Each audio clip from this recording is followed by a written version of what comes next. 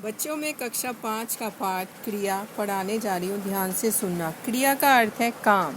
काम या तो किया जाता है अथवा होता है। यहाँ 3 चित्र बने हैं। एक में सूरज है, एक में बच्ची रो रही है, एक फूल है। सूरज चमक रहा है, बच्ची रो रही है, फूल खिल रहा है। उपयुक्त वाक्यों में रो रही है, चमक रहा है और खिल रहा है शब्दों से किसी कार्य के करने या क्रिया के होने का बोध हो रहा है। बच्चों, अब क्रिया की परिभाषा सुनो। जिन शब्दों से किसी कार्य के होने या करने का पता चले उन्हें क्रिया कहते हैं। धातु। धातु का अर्थ है क्रिया का मूल रूप। क्रिया पदों का निर्माण धातुओं से होता है। जैसे पढ़ धातु से पढ़ना, पढ़ा, पढ़ी, पढ़ता, पढ़ती, पढ़े, पढ़ूंगा, पढ़ेगी आदि क्रिया पद बनते हैं। क्रिया पदों में धातु को आसानी से पहचाना जा सकता है। प्रायः सभी क्रियाओं में ना का प्रयोग रहता है। उसे हटा देने पर धातु शेष रह जाती है। धातु क्रिया। पढ़ पढ़ना, पढ़ जमा ना।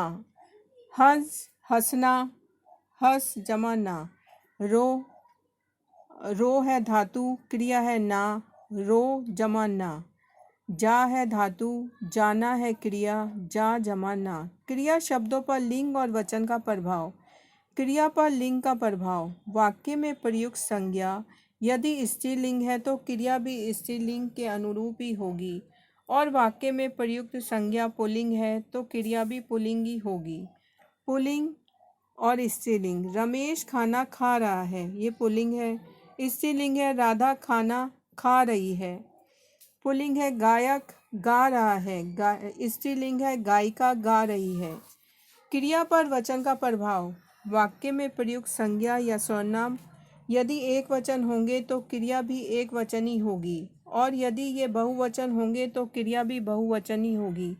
एक वचन बहुवचन। बच्चा पढ़ रहा है, बहुवचन है बच्चे पढ़ रहे हैं। एक वचन है लड़का गेंद से खेलेगा, बहुवचन है लड़के गेंद से खेलेंगे। क्रिया के भेद। क्रिया के 2 भेद होते हैं, सकर्मक क्रिया, अकर्मक क्रिया।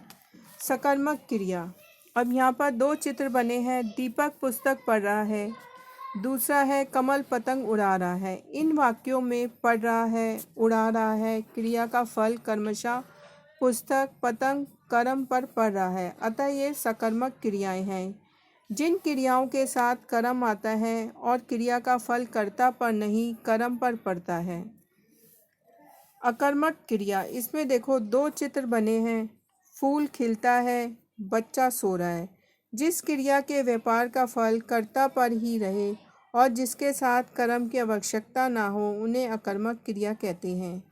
अकर्मक क्रिया की पहचान के लिए क्रिया के साथ क्या, किसे, किसको प्रश्न कीजिए।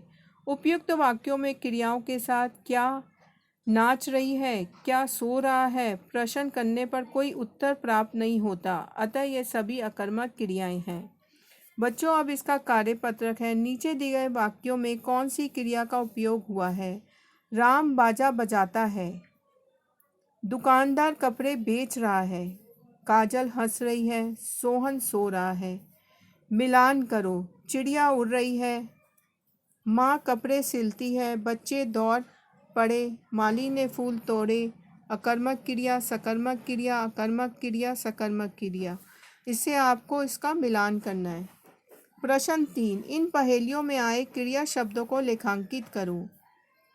कल जब घड़ी में सुबह के 9 बजे थे तब मैं काम कर रही थी। दूसरा है कल जब घड़ी में शाम के 6 बजे थे तब मैं खेल रही थी।